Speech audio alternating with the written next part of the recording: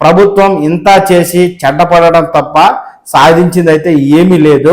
ఈ ఎన్టీఆర్ భరోసాకు సంబంధించి దివ్యాంగుల పింఛన్ వెరిఫికేషన్ అయినా, 4,000 రూపాయలు తీసుకునే వృద్ధాప్య పింఛన్దారుల వెరిఫికేషన్ కైనా, కొత్త పింఛన్ దరఖాస్తులైనా ఎలాంటి తాజా అప్డేట్ ప్రభుత్వం నుంచి వచ్చిన వెంటనే మన పవర్ టాక్స్ తెలుగు ఛానల్ మీకు పూర్తి అప్డేట్ అయితే ఇస్తుంది.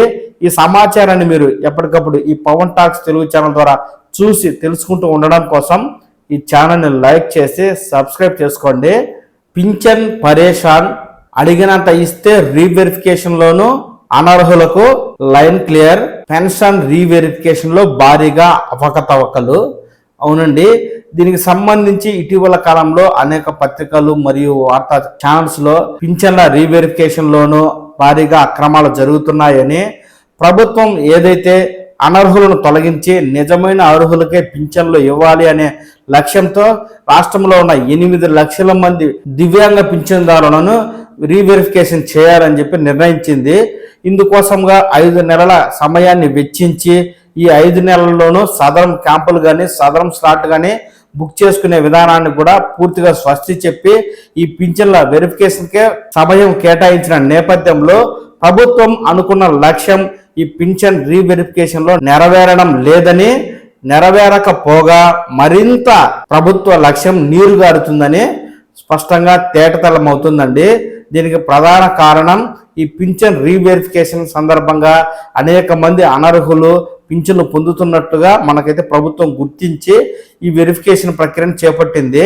చాలా మంది దివ్యాంగులకు నోటీసులు ఇచ్చి పలానా సమయంలో జిల్లా వైద్యాసుపత్రికి వచ్చి మీరు సదరం రీవెరిఫికేషన్ చేయించుకోండి అని చెప్తుండగా అక్కడికి వెళ్తున్నటువంటి అనేక మంది అనర్హ దివ్యాంగులకు సంబంధించి చేయి తడిపినట్లయితే మీకు సదరం సర్టిఫికెట్లో ఎంత వైకల్యం కావాలంటే అంత వైకల్యం వేస్తామంటూ ప్రభుత్వ అధికారులు అనర్హుల నుంచి 20 నుంచి 30 వేల రూపాయల మేర డబ్బును డిమాండ్ చేసి మరీ తీసుకుని వారికి ఈ పింఛన్ల రీవెరిఫికేషన్ లో లైన్ అయితే క్లియర్ చేస్తున్నట్టుగా తెలుస్తూ ఉంది. భారీగా పింఛన్లను పెంపు చేసి హామీ ఇచ్చి ఎన్నికల్లో గెలిచిన కూటమి ప్రభుత్వం ఎన్నికల్లో ఇచ్చిన హామీ మేరకు గడిచిపోయిన నెలలకు కూడా కలిపి 1వ తేదీనే 7,000 రూపాయలు పింఛన్ ఇచ్చిన ప్రభుత్వం మరుసటి నెల నుంచి ప్రతి నెల వృద్ధులకు 4,000, దివ్యాంగులకు 6,000, దీర్ఘకాలిక వ్యాధిగ్రస్తులకు 10,000, పూర్తి స్థాయి వికలాంగులకు 15,000 పింఛన్ అయితే పెంపు చేసి ఇస్తూ ఉంది. ఈ నేపథ్యంలో క్షేత్రస్థాయిలో పింఛన్ల పంపిణీ కార్యక్రమంలో పాల్గొన్న ఎమ్మెల్యేలు, మంత్రులకు అనేక మంది బాధితులు అయితే ఫిర్యాదు చేశారు. మేము అర్హులమే అయినప్పటికీ గత వైసీపీ ప్రభుత్వంలో మాకు పింఛన్ ఇవ్వకుండా ఫలానా వారు అనర్హులైన వారికి పింఛన్ మంజూరు చేసిందని, దివ్యాంగులు కాకపోయినా సదరం సర్టిఫికేట్ తీసుకుని చాలా మంది ఈ దివ్యాంగుల పింఛన్ తీసుకుంటున్నారని మంత్రులు, ఎమ్మెల్యేలకు భారీగా రాష్ట్ర వ్యాప్తంగా ఉన్న 13 ఉమ్మడి జిల్లాల నుంచి ఫిర్యాదులు అయితే వెళ్ళిన నేపథ్యంలో ప్రభుత్వం ఈ పింఛన్లకు సంబంధించి ప్రతి నెల 2,400 కోట్ల రూపాయల నిధులను కేటాయిస్తూ భారీగా పింఛన్లను పెంపు చేసి ఇస్తూ ఉంది. దేశంలో ఏ రాష్ట్రమో ఇక్కడ ఆంధ్రప్రదేశ్లో ఇచ్చినంత పింఛన్ ఇవ్వడం లేదు. ఈ నేపథ్యంలో ప్రతి నెల 1,000 కోట్లు ఖర్చు అవుతున్నందున ఈ పింఛన్లకు సంబంధించి వెరిఫికేషన్ చేసి అనర్హులైన వారిని తొలగించి వారి స్థానంలో అర్హులైన వారిని చోటు కల్పించి వారికి పింఛన్ ఇవ్వాలి అని నిర్ణయించి కూటమి ప్రభుత్వం ఈ పింఛన్ రీవెరిఫికేషన్ ప్రక్రియనైతే తలకెత్తుకుందండి. అయినప్పటికీ ప్రభుత్వ లక్ష్యం అక్కడక్కడ చేజారుతున్నట్టుగా తెలుస్తూ ఉంది. ఇప్పటికే ప్రభుత్వం రీవెరిఫికేషన్ ప్రక్రియకు సంబంధించి 3 విడతలుగా వెరిఫికేషన్ అయితే చేస్తూ ఉంది. ఇందులో భాగంగా దివ్యాంగులైన వారికి నోటీసులు ఇచ్చి ఆయా ప్రాంతాల్లోని ప్రభుత్వ ఆసుపత్రికి పిలిపించుకుని మరి ఈ వైద్య పరీక్షలు అయితే చేస్తుండగా చాలా మంది దివ్యాంగ పత్రం పొందిన వారికి తక్కువ వైకల్య శాతం ఉందని, వీరు పింఛన్ తీసుకోవడానికి అనర్హులని అధికారులు గుర్తించి వారి పెన్షన్ ని చాలా చోట్ల హోల్డ్లో పెడుతుండగా కొన్ని చోట్ల మాత్రం వైద్య సిబ్బంది, డిఆర్డిఓ సిబ్బంది కుమ్మక్కై మీరు గనక డబ్బులు సమర్పించుకున్నట్టయితే మీకు కోరినంత వైకల్యాన్ని సదనంలో వేసి ఇస్తామని, ఆ విధంగా మీ పింఛన్ తిరిగి పొందవచ్చని, ప్రతి నెల 6,000 రూపాయలు ప్రభుత్వం ఇస్తుంది కాబట్టి ఇది పెద్ద మొత్తం కాదని, 20,000 ఇవ్వకుంటే మీకు సదనంలో తక్కువ వేసి మీ పింఛను నిలిపివేస్తామంటూ సదరు తక్కువ వైకల్య శాతం కలిగిన దివ్యాంగులను భయాందోళనకు గురి చేస్తూ వారి నుంచి 10,000, 20,000 వసూలు చేస్తున్నట్టుగా ప్రభుత్వం ఇప్పటికే గుర్తించిందండి.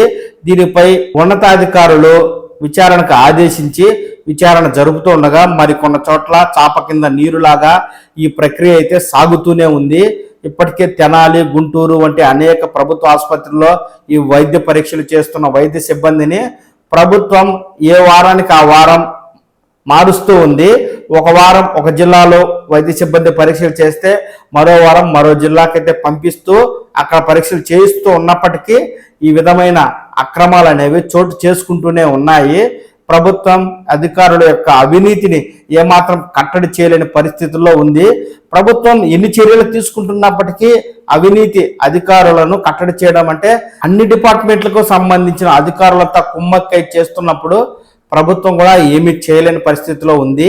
ఇక్కడ అర్హత కలిగిన దివ్యాంగులైనా సరే మీకు సదరం సర్టిఫికెట్లో మీ అర్హతకు సంబంధించి వైకల్యాన్ని వేయాలంటే తప్పనిసరిగా అంతో ఇంతో ముట్ట చెప్పుకోవాలని వేధిస్తున్నట్టుగా కూడా తెలుస్తూ ఉంది. దీనికి సంబంధించి ప్రముఖ దినపత్రిక ఆంధ్రప్రభలో కూడా తాజా అప్డేట్ అయితే వచ్చింది. కాబట్టి ఆయా జిల్లాలోని ఉన్నతాధికారులు ఇకనైనా ఈ రీవెరిఫికేషన్ ప్రక్రియపై దృష్టి సారించి విచారణ చేస్తే ఈ వసూల భాగోతం అయితే బయటపడకపోయే అవకాశం లేకపోలేదు. చాలా మంది అనర్హులకు సంబంధించి వేల కోట్ల రూపాయల నిధులు దుర్వినియోగం అవుతుందని ప్రభుత్వం ఈ రీవెరిఫికేషన్ ప్రక్రియను నెత్తికెత్తుకుంటే అవినీతి అధికారుల వల్ల అది కాస్త నీరు గారిపోతూ ఉంది. అర్హులైనటువంటి వారు దివ్యాంగులైనా వృద్ధులైనా వారికి పింఛను రాక ఏండ్లగా వారైతే అగచాటు పడుతుండగా ఈ విధంగా అక్రమార్కులు అక్రమ దారిలో ఈ పింఛన్లు పొందుతూ ఉన్నారు. ప్రభుత్వ ఆదాయానికి గండి కొడుతున్నారు. ప్రభుత్వం ఇంత చేసి చెడ్డపడడం తప్ప సాధించింది అయితే ఏమీ లేదు. ఇకనైనా ప్రభుత్వం ఈ రీవెరిఫికేషన్ సంబంధించి కాస్తైనా దృష్టి సారించి ఈ విధానాన్ని మార్పులు చేర్పులు చేసి అక్రమాలు జరగకుండా ఏదైనా చర్య తీసుకుంటే బాగుంటుంది. ఈ ఎన్టీఆర్ భరోసాకు సంబంధించి దివ్యాంగుల పింఛన్ వెరిఫికేషన్ అయినా 4,000 రూపాయలు తీసుకునే వృద్ధాప్య పింఛన్దారుల వెరిఫికేషన్కి అయినా కొత్త పింఛన్ దరఖాస్తులైనా ఎలాంటి తాజా అప్డేట్ ప్రభుత్వం నుంచి వచ్చిన వెంటనే మన పవర్ టాక్స్ తెలుగు ఛానల్ మీకు పూర్తి అప్డేట్ అయితే ఇస్తుంది.